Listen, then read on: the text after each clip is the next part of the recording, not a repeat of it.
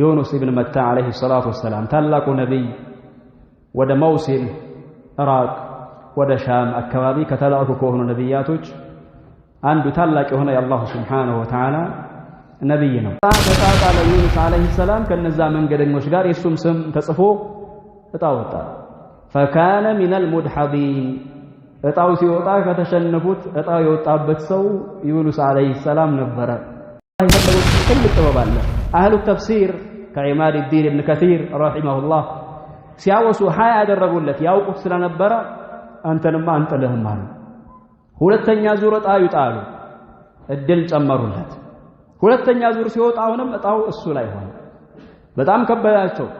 በቃ ሶስተኛ ዙር የመጨረሻ በልመና የመጨረሻ ሲባል ሶስተኛው እጣ ዩኑስ ላይ ወጣበት። የዛን የነሱ አሁንም አሻፍሯቸው ራሳቸውን ሊጥሉ ሲከብዳቸው ራሱን ነው ከመርከቡ ላይ አውጥቶ ራሱን ውሃ ላይ ይጥላል። فالتقمه الحوت وهو مليم ዩኑስ عليه السلام ዋጣው ጎረሰ ወዲያው። الحمد لله حمدا كثيرا طيبا مباركا فيه كما يحب ربنا ويرضى واشهد ان لا اله الا الله وحده لا شريك له واشهد ان محمدا عبده ورسوله وصفيه من خلقه وخليله مجتباه اللهم صل وسلم وبارك على نبينا محمد وعلى اله وصحبه ومن سار على نهجه الى يوم الدين. اما بعد اخواني في الله احببت في هذه الليله ان نقف معكم وقفه فان شاء الله قدر الاستطاعه اراعي فيها الاختصار على قصه من قصة نبي من أنبياء الله سبحانه وتعالى لأن فيها عبر ودروس وموافق لما نحن عليه من ضيق الحال وغيرها. فأسأل الله الإعانة والتوفيق والسداد وألا يحرمنا الإخلاص في الأقوال والأعمال. كنبياتك عند النبي تلاك النبي الله سبحانه وتعالى بسمو عند مأرافي ترالت كستم أسقرام يونا كستت إن كان لنبتم حال مقارنة አቆራኝተን እንዴት ነው የሚለውንም እናይበት መخرجም አንድ ሰው ካለበትም ሐል ካለበት ጭንቀት ከመውጫ ቀዳዳዎች አስባቦች አንዱን የያዘ ረሱል ሰለላሁ ዐለይሂ ወሰለም በተለያዩ አጋጣሚዎች ይህንን ነብይ ያደረገውንም ዱዓ ከዛ ከነበረበትም ጭንቅ የወጣበትንም ሰበብ ለሰሃቦቻቸውም ያወሱ ነበር። አላ ወሁዋ ዩኑስ ኢብን መታ አለይሂ ሰላቱ ወሰላም ታላቁ ነብይ ወደ መውሲል ኢራቅ ወደ ሻም አካባቢ ከተላኩ ከሆኑ ነብያቶች አንዱ ታላቅ የሆነ የአላሁ ሱብሓነሁ ወተዓላ ነብይ ነው። ክስተቱ ታሪኩ ሌሎች ነብያቶች እንደሚላኩት ወደ ህዝቦቹ ይላካል። ጥሪ ያደርግላቸዋል፣ ዳዕዋ ያደርግላቸዋል። አልቀበልም ሲሉ አሻፈረኝ ሲሉ እምቢ ሲሉ ዩኑስ አለይሂ ሰላም በጣም ይሰማውና ይቆጣና ሰዋዊነት የሰው ባህሪ መጥቶበት ትቷቸው ከዛ ካለበት ቦታ ይወጣል፣ ወደ ሌላ ቦታ ይሰደዳል። ነብይ ነው፣ የአላህ Subhanahu Wa Ta'ala ረሱል ነው። ነብያቶች እንደሌላው ተራ ግለሰብ አይደለም። በሚያደርጉት እንቅስቃሴ በአጠቃላይ የአላህ Subhanahu Wa Ta'ala ፈቃድ ይሻሉ። ወደ ህዝቦቻቸው ሲላኩ ከአላህ ዘንድ እንደሚላኩት ሲወጡም አላህ ውጡ በሚላቸው ሰዓት ብቻ ነው የሚወጡት። የሚወጡትም ህዝቦቻቸው ላይ የአላህ አዛብ በሚመጣበት ሰዓት ነው። ያንንም ሲያስጠነቅቅ እምቢ ይላሉ። አላህ ይህንን ሱረቱል አንቢያ ላይ ሲያወሳ ወዘኑን ኢዝ ዘሀበ ሙጋዲባ ፈظن أن لن نقدر عليه አስታውስ ያ ዩኑስ አለይሂ ሰላም ከመጠሪያው አንዱ አላህ የጠራበት የአሳ ነባሪው ባለቤት አለው። አላህ ተቆጥቶ በወጣ ጊዜ በሄደ ጊዜ እሱም ገመተ አሰበኛ ማናጠብበት መሰለው አላህ Subhanahu Wa Ta'ala። ሌላ ቦታ ላይ ሱረት ሳፋት ላይ አላህ Subhanahu Wa Ta'ala ወኢነ ዩኑስ ለሚነል ሙርሰሊን ዩኑስ አለይሂ ሰላም አላህ ከላካቸው መልእክተኞች አንዱ ነው። ኢዝ አበቃ ኢለል ፉልኪል መሽሑን አስታውስ እሱም በሸሻ በኮበለለ በሄደ ጊዜ ወደዛች መርከብ በተሳፋሪ እንዲሁም በእቃዎች በጣም የተጠቀጠቀች የሞላች የሆነች መርከብ ላይ በህዝቦቹ ተቆጥቶ ሊሳፈር ሊጓዝ ገባ። ከነሱ ጋር ተጨመረ። ያለውን ደረጃ እነዛ ተሳፋሪዎችም ያውቃሉ። አላህ ግን የፈለገው ትልቅ ክስተት አለ።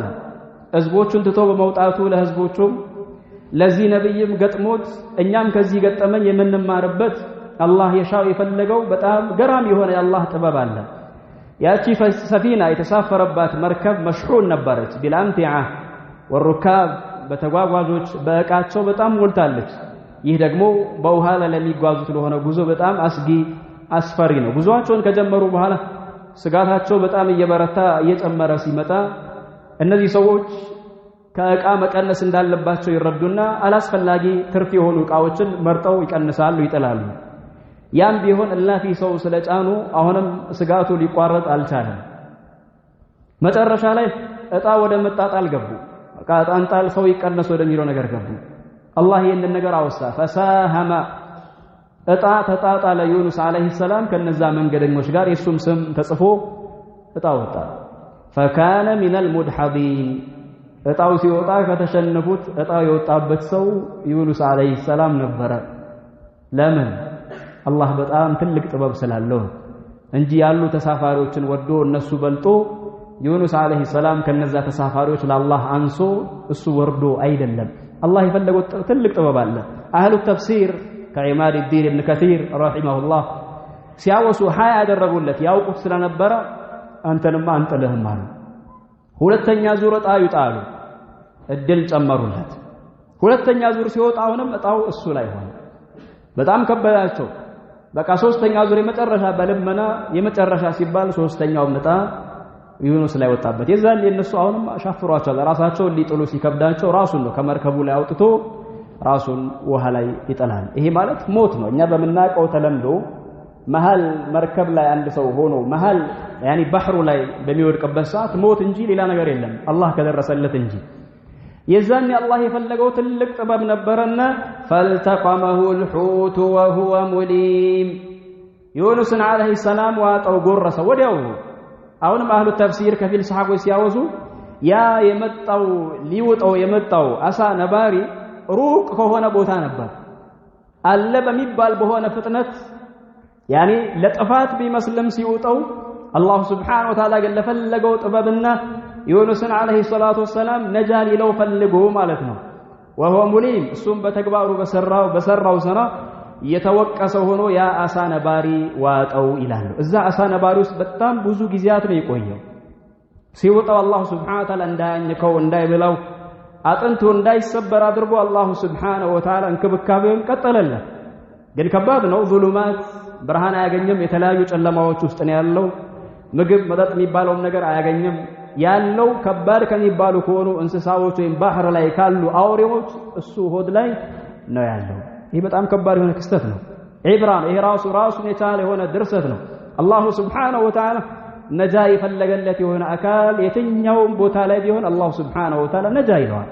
ልክ በሰሞኑ ክስተት ሻማችን ነጃ በምትወጣበት ሰዓት ላይ ከዚህ ራፊዲ አልኸቢስ አላሁ Subhanahu Wa Ta'ala ነጃ ሲል በነገው ዕለት ወይም በዛው እስር ቤቱ በተከፈተበት ቀን የሞት ፍርድ የተፈረደባቸው ሰዎች አላሁ Subhanahu Wa Ta'ala በእነዛ ሰዎች ደርሶላቸው አላህ ነጃ አላቸው። ትረፉ የተባሉ ሰዎች ማንም ምንም ቢያደርጋቸው ይደርፋሉ። አላህ ሐያትን ከጻፈልህ ማንም ሐያትን ሊያቋርጠው ሊቆርጠው አይችልም። ውሃም ሊበላ አይችልም። ውሃ ውስጥ ያለ አውሬም ሊበላ አይችልም። የብስ ላይ ያለ አውሬ ቢበላ ራሱ አላሁ Subhanahu Wa Ta'ala እንክብካቤ ያደርግልሃል።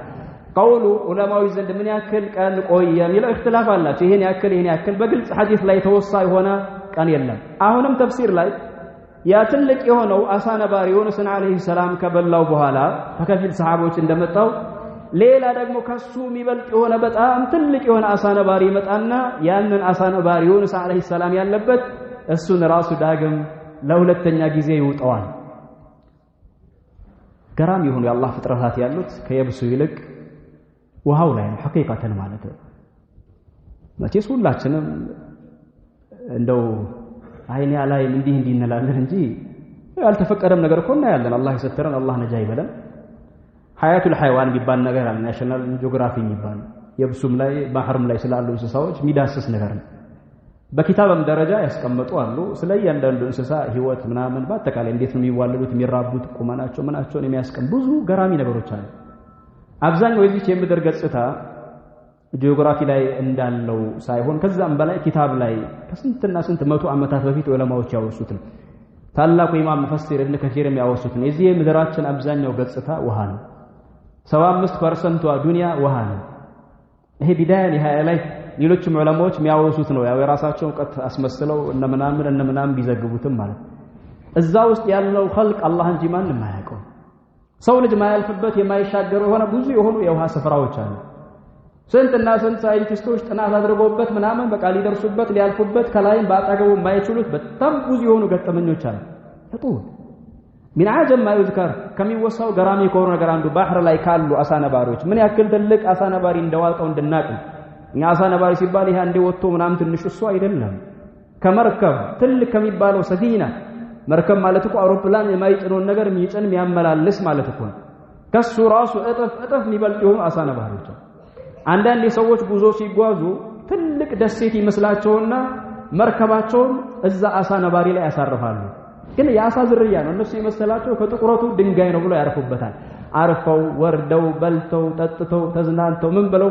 አንዳንዴ ምናልባት ምግብ ነገር እናብስል ብለው በፊት በነበረው ጉዞ ነው በርግጥ እሳት ነገርን በሚጠቀሙበት ሰዓት እንጨት ምናምን አምጥተው ልክ እሳቱን ሲለኩሱ ነካ ያሉት አሳ ነባሪ መንቀሳቀስ ይጀምራል ትንሽ እሳቱ ሲነካው ማለት ነው የዛን ነው አሳ ነባሪ እንደሆነ አውቀው በቃ ነፍስ አደን ብለው የሚሯሯጡ ሙሉ ሰፊናዋን እስከነ ተንቀሳቃሹ ምናምን አንድ አፉን ከከፈተ ሙላ ይወጣል እንደ አንበር በሰሃቦች ዘመን የተገኘ የሆነ እንስሳ ነው ይሄን ነው ሐያዋቱል ሐይዋን የተባለ kitab ላይ ሲያወሱት ቁመቱ ብቻ ወደ ላይ 500 ሜትር የሚደርስ የሆነ የባህር እንስሳና ንጉስ አለቃን በድምጹ ብቻ ትናንሽ እንስሳዎችን አሳዎችን አዛ በማድረግ ይገላቸዋል ይጨርሳቸዋል ጠርጎ ባንዴ ነው የሚወጣቸው ግን ሲሞት ግን የሚሞተው አሟሟት ግን ገራሚ የእንስሳ እነዛ ትናንሽ የነበሩ አሳዎች አዛ አድርገውት በአይኑ በሆነ ነገር ይገቡና አዛ አድርገውት አናደው ተንፈራፍሮ ተበሳጭቶ አሟሟቱ ራሱ በዛ መልኩ እንደሆነ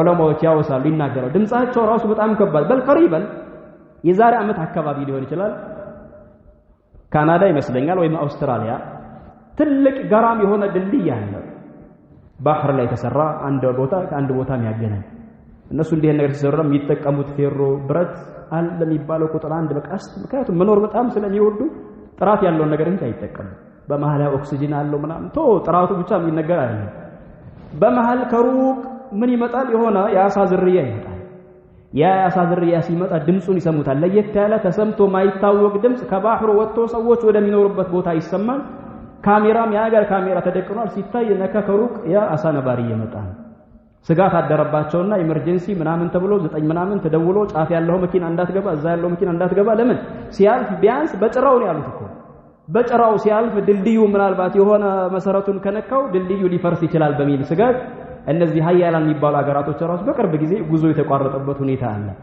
እንዴት ካለን ማብቂያ የለውም ወደ ባህሩ ዓለም ከሄድን የብሱ ሊናፍቀን ስለሚችል ወደ የብሳችን እንመለስና ቂሳውን እንጨርሰው ሰዓቱም እየሄደ ስለሆነ ማለት ነው አላኩል ይህ ታላቅ ነብይ الله سبحانه وتعالى فالتقمه الحوت وهو مليم فلولا أنه كان من المسبحين للبث في بطنه إلى يوم يبعثون الله كم يطرد تصبيح كم يابزو سووا سلهنا نجي يا بايهون نورما اسك يوم القيامة بزاو عسانا باري هودوس يقوي نبرا أيوت أم نبر مالتنا الله سبحانه كذي الله تصبيح مادرك عند سو بدستاو ساعات كالله قال قنينينت منور الله ما استوسوا በጭንቅ ሰዓት ላይ አላህ ሊደርስለት ነጃ ሊለው ትልቅ ሰበብ እንደሆነ አላህ ራሱ ያስተማረን ነው ረሱልም ሰለላሁ ዐለይሂ ወሰለም እንዳለው ተዓረፍ ኢለላህ ፊ ረኻ ያዕሪፍከ ፊ ሽዳ በደስታ ሰዓት ላይ ከአላህ ጋር ተውውቅ ይኖርህ በተስቢህም በሰላትም በአዝካርም በሰላት አለ ነብይ በዱዓ በእስትግፋር ወመሳሰሉ ዒባዶች ያ ጭንቀት ሲመጣ አላህ ቶሎ ያውቃል ለዛ ነው አሁን ተፍሲር ሲያወሱ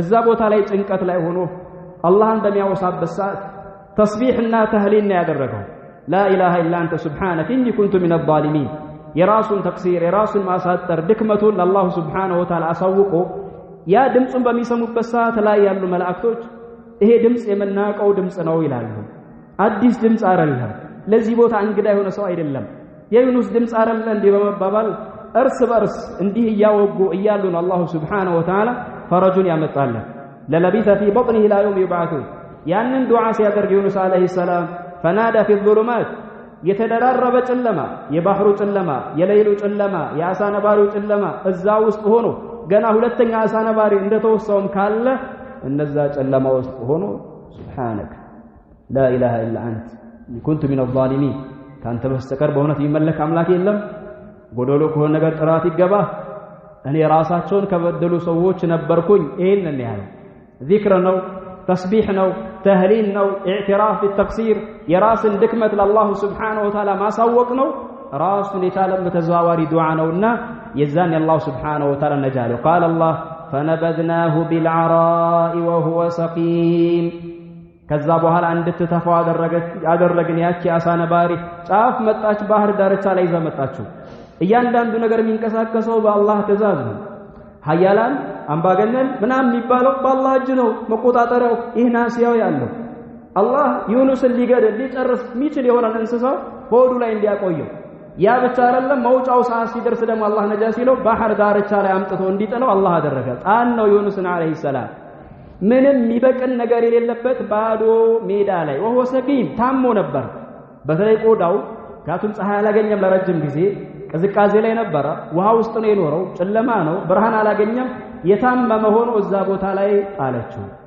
አላህ ደግሞ እንክብካቤውን ቀጠለለት وأنبتنا عليه شجرة من يقطين ያ እኔ ምድረ በዳ የነበረው ምንም ነገር ማይበቅልበት ቦታ አላህ ወዲያው ኩን ፈየኩን ያቺን ከያቅጢን የሆነችዋን ተክል የዱባ ዛፍ ማለት ነው እሷን አበቀልለት አሁን ሙፈሲሮች እዚህ ቦታ ለምን ካሉ ዛፎች ካሉ ፍሬዎች የዱባ ፍሬ ቆዳው ሰውነቱ በጣም ስለተጎዳ ነፍሳት ሐሸራት ዝንብ የመሳሰሉ ነገሮች ደግሞ እንዲህ ሲያምህ ቆዳ ቁስል ሲዶር እነሱ ራሱ ህመም ናቸው እየመጡ ይረብሻሉ አዛ ያደርጋሉ ይህ ደግሞ የዱባ ተክል የተባለው ካለው ባህሪ ቅጠሉ ምናምን እነዚህ ሐሸራት ነፍሳት የሚባሉ ነገሮችን ያባራል ከእንደገና ያየው ሰው ካለ የዱባን ተክል በጣም ቅጠሉ ይሄዳል ረጅም ነው ጥላው በደንብ ለሱ እንዲያካብበውና እንዲደርሰው ሌሎችም ህክሞች ጥበቦች አሉ የዛፉ ጥቅም የፍሬው ጥቅም የዱባ ጥቅም የሚጠቀስና የሚዘለቅ አይደለም እግረ መንገድም ሐቢባችን ረሱላችን ሰለላሁ ዐለይሂ ወሰለም ከሚመገቧቸው ምግቦች ከሚወዱት ምግብ አንዱ ዱባን ይወዱ ነበር ለዛ ነው አንድ ማዕድ ላይ ያንን የዱባ ፍሬ ሲያገኙ ካለበት ቦታ አሳደው አፈላልገው የሚመገቡት ነበር ነብዩ አለይሂ ሰላቱ ወሰለም ወአንበትና አለይሂ ሸጀረተን ሚን የቅጢን ከዛ አላህ ወደ ራሱ እንዲመለስ አፊያውን ሰጠው ሳይፈቀድለትም ስለወጣ ወደ ህዝቦቹ ዳግም ለሁለተኛ ዙር ተላከ እሱ በዛ ሐል ባለበት ህዝቦቹ ግን እሱ ስለወጣ በቅጣት ስላስፈራራቸው በጣም ሰግተው አዛብ ሊወርድብን ነው ብለው ምልክቶችን በሚያዩበት ሰዓት ተደናቅጠው ወንዱም ሴቱም ትልቁም ትንሹም حتى እንስሶቻችን ሳይቀር ሜዳ ላይ ወጥተን አላህ መማጸን አለብን ብለው ወጥተው አልቅሰው አላህን ተማጽነው አላህ ቅጣቱን መለሰላቸው ወአርሰልናሁ ኢላ 100,000 አው يزيدون ላክነው ወደ 100,000 በል ከቶም ቁጥራቸው ከ100,000 የሚጨምሩ የሆኑ ህዝቦች ናቸው መጀመሪያ ያስተባበሉ ቅጣቱን ግን ሲያዩ ሲፈሩ فآمنوا የዛኔ በዩኑስ አለይሂ ሰላም አመኑ ተቀበሉ ومتعناهم الى حين እስከተወሰነ ጊዜ አጀላቸው እስኪደርስ ኢማን ካለ ምን ጊዜም عذاب ይወገዳል በላ ይወገዳል አላህ Subhanahu Wa Ta'ala እንደው መጣቀም የሚባል ነገር አላህ Subhanahu Wa Ta'ala ሰጣቸው ለዛ ነው አንድም ነብይ አላህ ልኮት ህዝቦቹ ሙሉ ለሙሉ ያመኑበት ነብይ የለም ስለሌላ አላህ እነዛ ህዝቦች ለምን እንደ ዩኑስ ህዝቦች አይሆኑም እንዴ ይላል አላህ فلولا كانت قرية آمنت فنفعها إيمانها إلا قوم يونس لما آمنوا كشفنا عنهم عذاب الخزي في الحياة الدنيا ومتعناهم إلى حين እነዛ ህዝቦች እንደው አያምኑም እንዳይቀበሉ ልክ የዩኑስ ህዝቦች እንዳመኑት እነሱ ባመኑ ጊዜ ቅጣቱን አስወገድን